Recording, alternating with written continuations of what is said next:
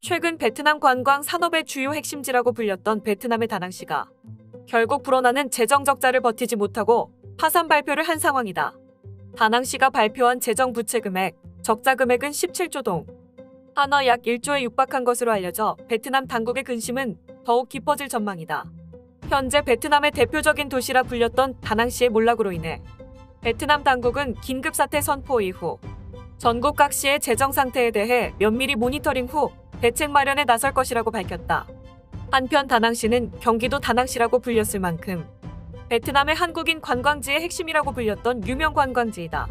베트남 국민들은 이 같은 소식에 당혹스러움을 감추지 못하고 있는 상황이며 전문가들은 다낭시의 파산을 두고 모두 예견된 일이라고 지적했다.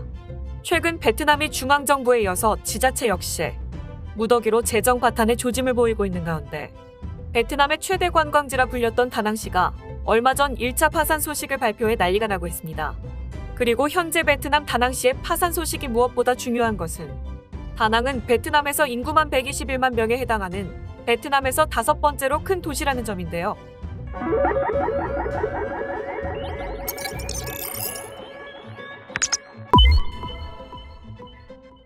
다낭은 남북으로 길쭉한 베트남의 잘록한 허리 부분 가운데에 있는 도시입니다.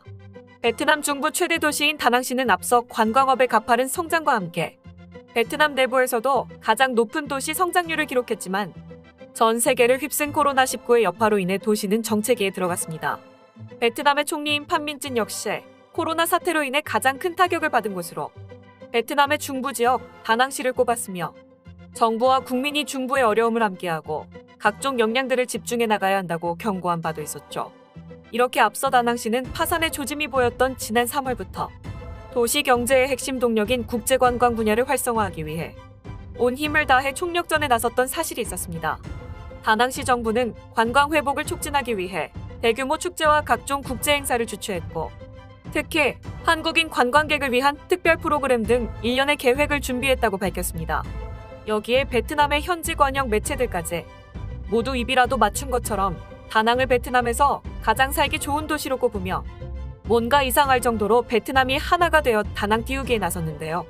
다낭시민인민위원회 부위원장 점푹선은 당시 매체에 등장해 다낭시가 전염병 대유행에 치명타를 받은 지 벌써 2년이 넘었지만 아직 다낭시는 부족한 부분이 상당하다라고 설명했습니다. 이어서 특히 한국인들을 위한 관광산업의 정책을 대거 발의 준비 중이며 다낭시는 코로나가 종결된 지금 여행사가 운영을 재개하고 서비스 품질을 향상하며 한국인들을 위한 관광 인프라를 개선하는 것에 도움이 될 것이라고 강조했습니다. 다낭시가 내놓는 이러한 정책들을 간략하게만 확인해봐도 너무나도 이상할 정도로 한국을 강조하며 한국인들을 유치하려고 안간힘을 쓰고 있다는 점이 눈에 띄게 두드러지는데요. 대체 다낭이 왜 이렇게 코로나 종결과 동시에 한국인들을 갈구하기 시작했을까요? 사실 다낭은 한때 한국인들 관광객 사이에서 경기도 다낭시라고 불렸습니다. 휴가철만 되면 다낭으로 너도 나도 할 것 없이 줄지어가는 한국인 관광객의 숫자가 많아도 너무 많았기 때문입니다. 실제로 한국인들이 너무 자주 오는 다낭 관광지 한복판에는 한국어로 된 간판까지 흔히 찾아볼 수 있을 정도로 다낭은 한국에 특화된 대표적인 관광 도시라고 할 수 있었죠. 베트남은 사실 당시 운도 좋았습니다.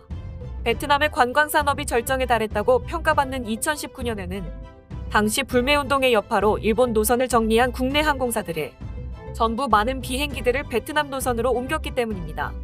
이렇게 노재팬 운동의 가장 큰 수혜국으로는 당연히 베트남이 꼽혔고 베트남은 일본 덕분에 엄청난 관광 수익 유치에 성공했습니다. 이렇게 코리안 머니의 달콤한 맛을 한껏 만끽하던 베트남이었지만 문제는 바로 코로나 팬데믹 발생 이후에 시작되었습니다. 베트남은 당시 자국에 확산된 코로나의 원인을 색출해 내기를 원했고 베트남 당국이 색출해낸 코로나 확산의 원인은 바로 대한민국이었습니다. 당시 베트남 당국이 코로나 확산의 원인으로 대한민국을 뽑음과 동시에 이렇게 베트남 국민들의 혐한 감정은 끝도 없을 정도로 치솟았고 그 감정은 바로 오늘날 현재까지도 이어오고 있는 실정이죠.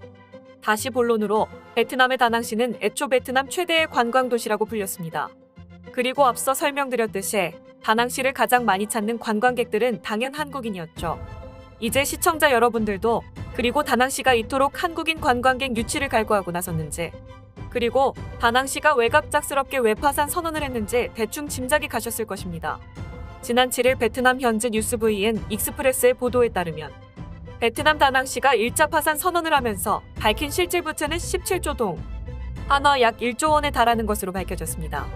이뿐만이 아니라 어려울 때 끌어오려고 만든 공채 상환금 역시 이미 전부 소진된 상태라고 하는데요. VN 익스프레스는 현재 다낭시는 결국 재정 악화를 견디다 못해 중앙정부의 도움을 요청한 1차 파산 상태라고 경고했습니다.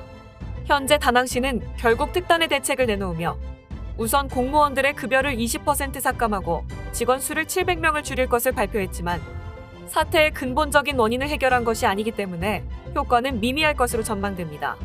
현재 베트남의 체감 충격은 상당한 상황입니다. 베트남의 지방 구속도시도 아닌 베트남을 대표하던 도시인 다낭시가 1차 파산을 발표했다는 것은 베트남 국민들의 시각에서는 정말 엄청난 일이었기 때문입니다. 다낭은 애초 우리나라 관광객의 돈으로 먹고 사는 베트남의 최대 도시였습니다. 현재 다낭의 현지 여행업계에 따르면 한국인 관광객을 상대로 하던 대형 식당들과 마사지숍, 주점과 카페, 선물 가게와 숙박시설들은 줄줄이 휴업한 상태입니다. 직원들 역시 이 같은 사태를 버티지 못하고 무급휴가에 들어갔습니다.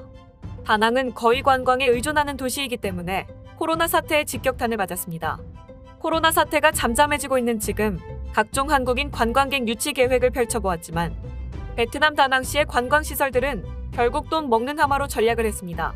이용하는 사람은 없는 것에 비교해 베트남 정부는 더욱더 다낭시의 관광사업 추진을 압박했고 그것에 대한 효과는 결국 다낭시의 파산을 하루 더 앞당긴 것에 불과했습니다. 한편 파산을 발표한 다낭시를 두고 베트남 당국은 다양한 정책을 발휘 중에 있었습니다. 베트남 정부의 발표에 따르면 베트남 다낭시를 글로벌 밸류체인의 한 축이자 스마트시티로 탈바꿈할 계획을 발표한 상황인데요.